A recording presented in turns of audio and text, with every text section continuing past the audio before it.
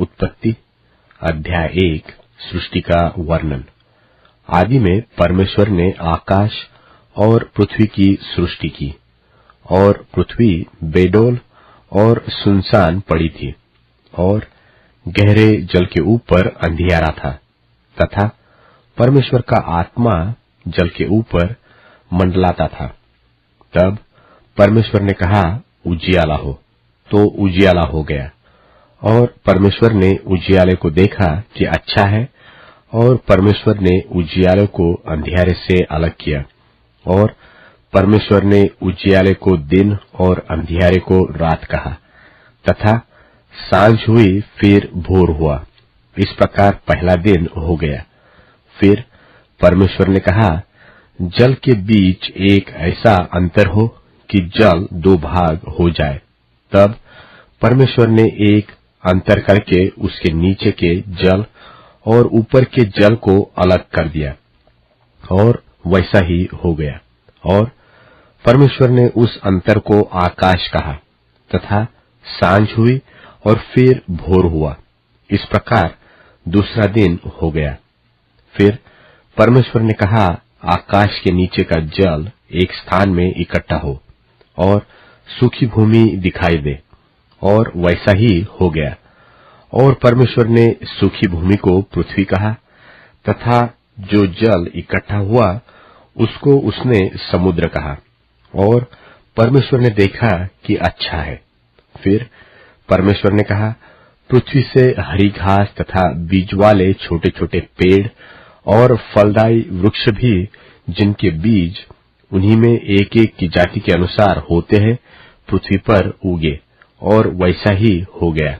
तो पृथ्वी से हरी घास और छोटे छोटे पेड़, जिनमें अपनी अपनी जाति के अनुसार बीज होता है, और फलदायी वृक्ष, जिनके बीज एक एक की जाति के अनुसार उन्हीं में होते हैं, उगे।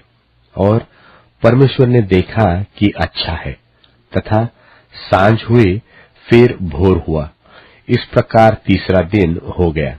फिर परमेश्वर ने कहा, दिन को रात से अलग करने के लिए आकाश के अंतर में ज्योतियां हो, और वे चिन्हों और नियत समयों और दिनों और वर्षों के कारण हो।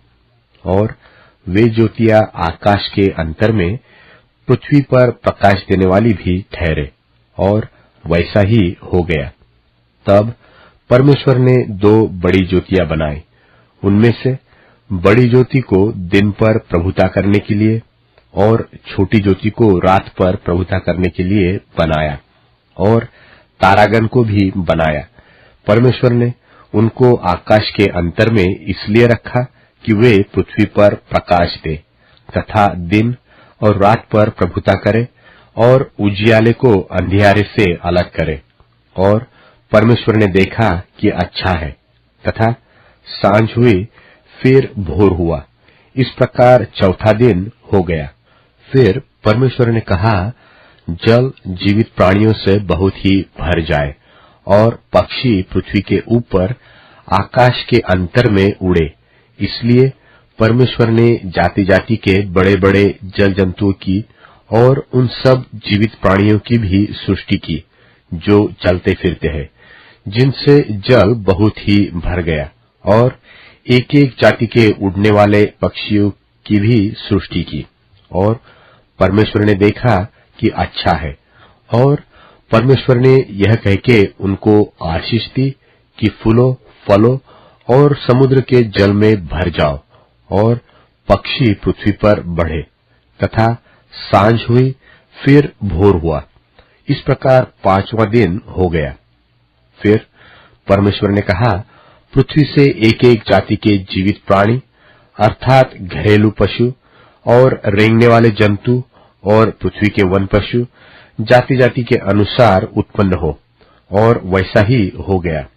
सो परमेश्वर ने पृथ्वी के जाति जाति के वन पशुओं को, और जाति जाति के घरेलू पशुओं को, और जाति जाति के भूमि पर सब रेंगने वाले जंतुओं को बनाया। और परमेश्वर ने देखा कि अच्छा है।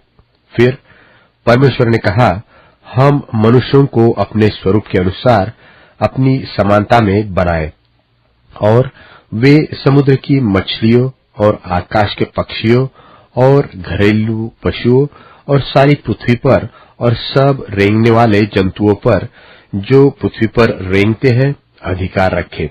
तब परमेश्वर ने मनुष्य को अपने स्वरूप के अनुसार उत्पन्न किया, अपने ही स्वरूप के अनुसार परमेश्वर ने उसको उत्पन्न किया, नर और नारी करके उसने मनुष्यों की सृष्टि की।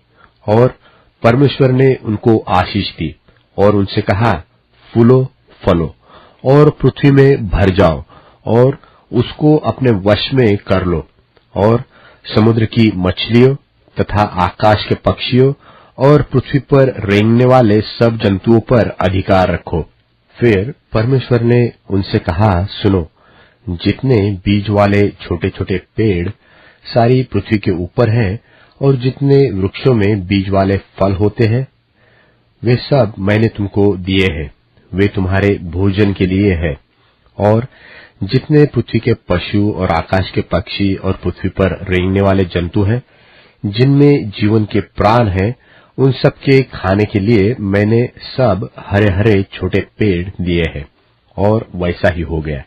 तब परमेश्वर ने जो कुछ बनाया था सबको देखा तो क्या देखा कि वह बहुत ही अच्छा है। तथा सांझ हुई, फिर भोर हुआ, इस प्रकार छठवां दिन हो गया।